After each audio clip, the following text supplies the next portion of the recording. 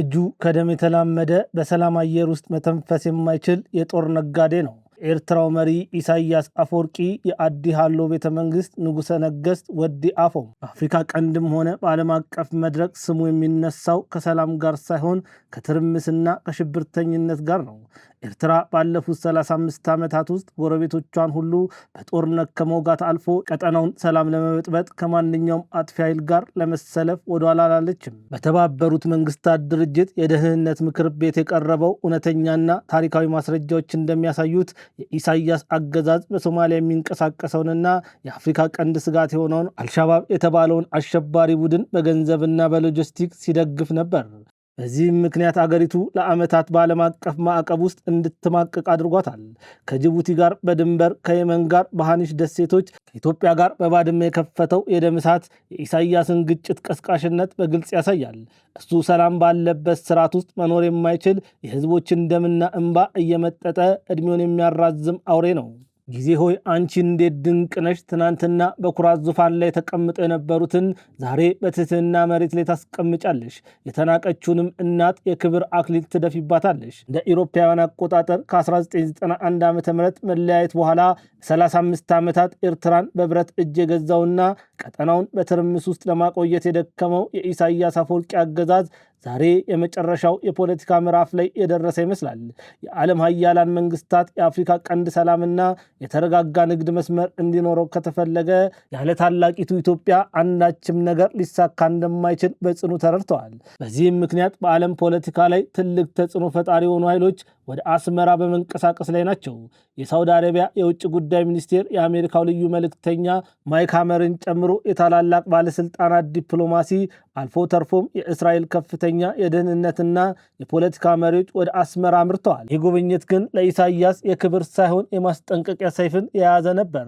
ከኢትዮጵያ ጋር በሰላም በጋራና በትስስር ካልሰራ የብቸኝነትና የውድቀት ዘመን እዚህ ላይ ያበቃል የሚል ፍርደ ገምድል የሌለው የሀያላን ትዕዛዝ አስመራ ደርሷል።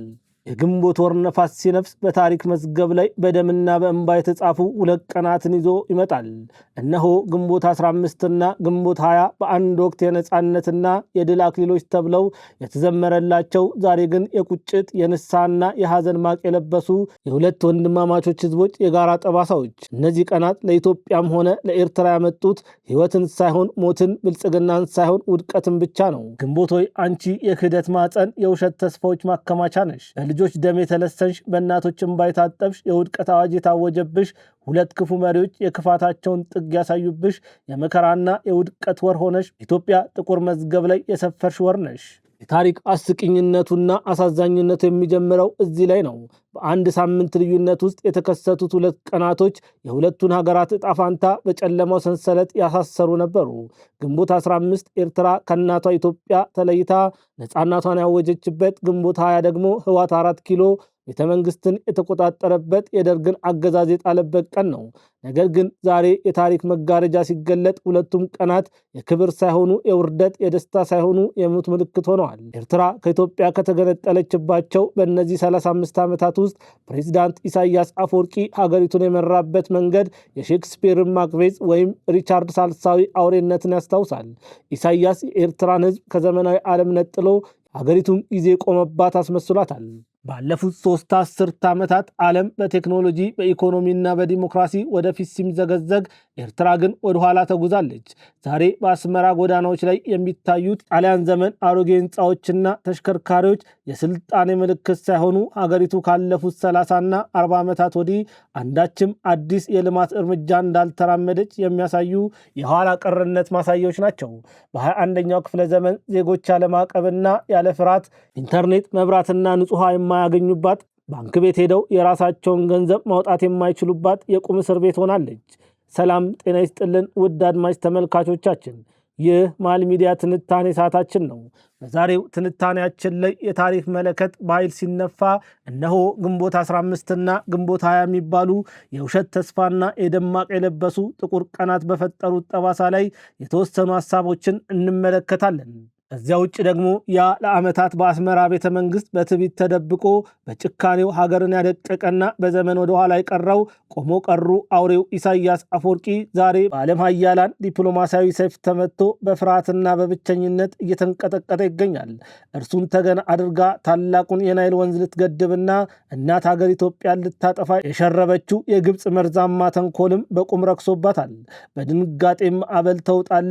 ኢትዮጵያ ግን በጽናትና በክብር ከፍታ ላይ ሆና በቀጠናው ፖለቲካ ላይ የአንበሳውን ድርሻ በመያዝ ፍጹም አሸናፊ ሆናለች። ትናንት በክደት የተነጠቀችውንና የታሪክ ሉዓላዊነቷ መገለጫ የሆነውን የቀይ ባህር ደጃፏንም ዳግም በክብር ልታረጋግጥ ማዕበሉን በፍቅር ልትገዛ በግርማ ሞገስ እየተመለሰች ትገኛለች። ይህንን ጉዳይ ሰፋ አድርገን የምንመለከተው ይሆናል። ትንታኔውን በማዘጋጀትና በማቅረብ እኔ ቢንያም ከድር አብራችሁ የምቆይ ይሆናል። ብዙዎች ወደውታል፣ ብዙዎች ይፈልጉታል፣ የብዙዎች የመጀመሪያ ምርጫ ሆኗል። የስኬታማ ሰዎች የዘመን ሕይወትን ለሚሹና በልዩነት ለመኖር የሚፈልጉ ሰዎች የሚመርጡት ልዩ ስፍራ ነው። ታላቅ የህንፃ ጥበብ፣ ዘመን ተሻጋሪ ጥራት፣ በአይነቱ ልዩ የሆነ የኑሮ ዘይቤ፣ ብዙዎች ሲመኙት የነበረ ሕይወት ከምኞት ባሻገር እውን ሆነ። በኢትዮጵያ ለመጀመሪያ ጊዜ ዓለም አቀፍ ስታንዳርድ ያለው ትክክለኛ ለክሽርስ ላይፍ ስታይል የሚያገኙበት ግዙፍ የመኖሪያ መንደር እዚሁ መዲናችን አዲስ አበባ ከወዳጅነት ፓርክ አጠገብ ከሼራተን ሆቴል ፊት ለፊት በአሚባራ ፕሮፐርቲስ የተገነባ ነው። ለሽያጭ አወጣናቸው ከባለ አንድ መኝታ እስከ ባለ 4 መኝታ እንደዚሁም ለክሽሪየስ ፔንት ሃውሶች ሲሆኑ በዓሉን በማስመልከት ለጥቂት ቀናት የሚቆይ ከ1 ሚሊዮን እስከ 7.4 ሚሊዮን ብር የሚደርስ ቅናሽ ማዘጋጀታችንን ስንገልጽ በደስታ ነው። ሳያመልጡ ፈጥነው ይመዝገቡ፣ ይጠቀሙበት፣ ይገባውታል። ለበለጠ መረጃ በ0922 82 3671 ደውሉ። አሚባራ ፕሮፐርቲስ። ወደ መጀመሪያው ትንታኔ ሳልፍ በኢትዮጵያ ጥቁር ወቅት የሆነው ግንቦት ወር ኢትዮጵያንና ኤርትራን በመለየት ሁለቱ ህዝቦች ላይ ያስከተለውን መከራና ሰቆቃ ከኢሳያስ አፈወርቂ የቀጠናው አተራማሽነት ጋር አዳምሬ የምመለከት ይሆናል። ከሀፍታ ቆይታ በኋላ ወደ ትንታኔው የምመለስ ይሆናል። እስከዚያው ሚዲያውን ሰብስክራይብ፣ ትንታኔውን ደግሞ ላይክና ሼር ማድረጉትን አይርሱ።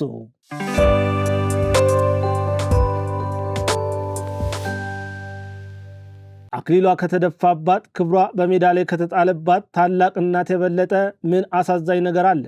ግንቦት 20 የድል ቀን ሳይሆን የእናት ሀገር መከራ የተወለደበት ጥቁር ቀን ነው። የህወሓት መሪዎች ግንቦት 20ን የነጻነትና የዲሞክራሲ ቀን እያሉ ለዓመታት ሲያከብሩ ኖረዋል። ነገር ግን እውነቱ ዛሬ በይፋ ወጥቷል። ግንቦት 20 ኢትዮጵያ ከነበራት የታሪክ ከፍታ ከአንድነቷና ከጥንካሬዋ ያዋረደ የጥፋት መነሻ ነበር። ይህ ቀን በኢትዮጵያ ምድር ላይ የዘር ጥላቻን የዘራ፣ ህዝብን በቋንቋና በጎሳ የከፈለ፣ ታሪካዊቷን ሀገር የባህር በራታ እንድትቀር ያደረገ የክህደት ማተብ ነው። ለዚህም ነው ዛሬ በኢትዮጵያ ምድር ግንቦት 20 የማይከበርና የተረገመ እንዲሁም የታሪክ ቆሻሻ ቅርጫት ውስጥ የተጣለ ቀን የሆነው። ህዝቡ ግንቦት 20ን የሚያስበው እንደ ድል ቀን ሳይሆን የሀገር መፈራረስና የዘር እልቂት የጀመረበት ጥቁር ማክሰኞ አድርጎ ነው። ነጻነት ብሎ የጮሁለት ቀን የባርነት አዋጅ ሆነ። ዛሬ ግንቦት 15 ሲመጣ አስመራ የምታለቅሰው በደስታ ሳይሆን ከእናቷ በመለየቷ በመጣባት መቅሰፍት ነው። እነሆ ጊዜ የፈረደው እውነት ወደ ኤርትራም ደርሷል። ኤርትራውያን ግንቦት 15ን የነጻነት ልደት እያሉ ለማክበር የከፈሉት መስዋዕትነት ዛሬ ወደ መራር ቁጭት ተቀይሯል። ያቺ በቀይ ባህር ዳርቻ ላይ የነበረች ውብ ምድር ከኢትዮጵያ በመለየቷ ያተረፈችው ነገር ቢኖር ፍጹም ድህነትን፣ ብቸኝነትንና የአምባገነንነትን የብረት ቀንበር ብቻ ነው። በቅርቡ ግንቦት 15 በኤርትራውያን ዘንድ የማይከበር ቀን ለመሆን ተቃርቧል። ምክንያቱም ዛሬ ኤርትራውያን በትልቁ እየተቆጩ ነው። ከእናት ኢትዮጵያ ጥላ ስር ወጥተን ምን አተረፍን የሚለው የጸጸት ድምፅ በአስመራ ሰማይ ስር በሹክሹክታ ማስተጋባት ጀምሯል። ከኢትዮጵያ ሰፊ ገበያ ከእህሏ ከፍቅሯና ከአንድነቷ መለየታቸው የቁም እስረኛ እንዳደረጋቸው ተረድተዋል። ግንቦት 15 ለእነሱ የነጻነት ቀን ሳይሆን የብቸኝነትና የወጣቶቻቸው በሳዋ ማጎሪያ መቅለጥ የጀመረበት የታሪክ ስህተት ነው። ቀስቃሽ ነፋስ ወይ ንፈስ፣ ለሁለቱም ህዝቦች ንገራቸው። የግንቦት ፍሬዎች የደም አዝመራዎች ነበሩ። አልቃሾች ሆይ አልቅሱ፣ ምክንያቱም ግንቦት 15ም ሆነ ግንቦት 20 ለኢትዮጵያም ሆነ ለኤርትራ ሕዝብ ያመጡት ብቸኛ እውነት ሞትን ብቻ ነው። በእነዚህ ቀናት ሰበብ ከ1998 እስከ 2000 ዓ.ም በተቀሰቀሰው የድንበር እብደት ከ80 ሺህ በላይ ወጣቶች በባድመ ምድር እንደ ቅጠል ረገፉ። የአንድ እናት ልጆች፣ የአንድ ማፀን ፍሬዎች እርስ በርስ እንዲተራረዱ የተደረገው በእነዚህ የተረገሙ ቀናት ሳቢያ ነው። የኢትዮጵያም ሆነ የኤርትራ ወጣቶች ዛሬም ድረስ የሳህራን በረሃ አቋርጠው በሜዲትራኒያን ባህር ላይ የአሳ ቀለብ እየሆኑ የሚያልቁት በእነዚህ ቀናት በበቀለው የፖለቲካ መርዝ ምክንያት ነው። ሁለቱም ቀናት የቀጠናውን ሰላም አጥፍተው የአፍሪካን ቀንድ የደም ማሰሮ ያደረጉ ቀናቶች ናቸው። ወጣቶች ሆይ ተነሱ፣ የታሪክን መጋረጃ ቀዳችሁ እውነትን ተመልከቱ። ግንቦት 15ና ግንቦት 20 የመሪዎች የክደት ድራማዎች እንጂ የህዝብ የብልጽግና መንገዶች አልነበሩም። ዛሬ ኢትዮጵያ ግንቦት 20ን ውድቅ እንዳደረገች ሁሉ ኤርትራም ግንቦት 15ን የምታስበው በታላቅ ጸጸትና የንስሐ እንባ ነው። በዓለም ላይ እጅግ ስትራቴጂካዊ ከሆኑ የንግድ መስመሮች አንዱ የሆነው የቀይ ባህር በር የኤርትራ ደጃፍ ነው። ሆኖም ግን በአፍሪካ ቀንድ እጅግ ረጅም የባህር ጠረፍና ሁለት ግዙፍ ወደቦችን ምጽዋና አሰብን ያሏት ኤርትራ ዛሬም በዓለም ላይ ካሉ ድሃ ሀገራት ተርታ ትመደባለች። የኢሳያስ አፈወርቂ አውሬነትና የፖለቲካ ዕውርነት እነዚህን ወደቦች ለልማትና ለቀጠናዊ ትስስር ከመጠቀም ይልቅ ለጦርነት መሰረትና ለጂኦፖለቲካዊ ቁማር ማከራየትን መረጠ። ኢትዮጵያ በቢሊዮን የሚቆጠር ዶላርን የንግድ ልውውጥ የምታደርግበትን እድል በንቀት በመግፋቱ ወደቦቹ ዛሬም የሙት መንደር ሆኗል። ህዝቡ በአሳ ሀብትና በባህር ንግድ መበልጸግ ሲገባው በምግብ እጥረትና በበረሃ የሚሰቃይባት ብቸኛ ሀገር ሆናለች። የኢሳያስ አፈወርቂ ትልቁ የፖለቲካ ስትራቴጂ የታላቂቱን ኢትዮጵያ መዳከም፣ መበታተንና መውደቅ ማየት ነው። ኢሳያስ ሀገሪቱን የመራው በውስጣዊ ልማት ሳይሆን ኢትዮጵያን እንዴት ላዳክም በሚል የቅናት ጥላቻ መንፈስ ነው። ለዚህም ማረጋገጫው ኤርትራ የታላቁ ኢትዮጵያ ህዳሴ ግድብን በተመለከተ ሁልጊዜም ከግብፅ ጎን በመቆም የኢትዮጵያን ልማት ለማደናቀፍ የምታደርገው ጥረት ነው። ኢሳያስ የቀጠናውን ተፈጥሯዊ ትስስር በመካድ የታሪክ ጠላት ለሆነችው ግብፅ ተላላኪ በመሆን የኢትዮጵያን ሉዓላዊነትና ሰላም ለማናጋት የሚሰሩ ኃይሎችን ሲደግፍ፣ ሲያሰለጥንና መሸሸጊያ ሲሰጥ ኖሯል። ይህ የእናት ሀገርን ውድቀት የመናፈቅ አባዜ የኤርትራን የውጭ ጉዳይ ፖሊሲ ሙሉ በሙሉ መርዛማ አድርጎታል። እንግዲህ የሼክስፒር አሳዛኝ ድራማ ፍጻሜ እንደዚህ ነው። የኢሳያስ አፈወርቂ አውሬነት፣ እልከኝነትና የጥላቻ ፖለቲካ ኤርትራን ሉዓላዊነት ሀገር ከማድረግ ይልቅ የዓለም ስጋት፣ የሽብርተኞች መጠለያ፣ የግብፅ ተላላኪና የድህነት አዘቅት አድርጓታል። ያቺ ውብና ስትራቴጂካዊ ምድር በዓለም መድረክ ላይ አንገቷን ደፍታ በዘመን ወደ ኋላ ቀርታ የምታለቅሰው የገዛ መሪዋ የክፋትና የሴራ ሰለባ በመሆኗ ነው። የታሪክ መጋረጃው ሲዘጋ የኢሳያስ አፈወርቂ ስም በጥፋትና በክህደት ማህደር ውስጥ ሲመዘገብ፣ የታላቂቱ ኢትዮጵያ ጽናት ግን ለዘላለም ደምቆ ይኖራል። የሁለቱ ሀገራት መለያየትን የተመለከተው መረጃዬ ይህንን ይመስላል። ወደ ሁለተኛውና ኢትዮጵያ በኤርትራ ላይ በዲፕሎማሲው የበላይነትን የያዘችበትን ጉዳይ የምንመለከት ይሆናል። ሚዲያውን ሰብስክራይብ፣ መረጃውን ደግሞ ላይክና ሼር ማድረጎትን በፍጹም እንዳይረሱ።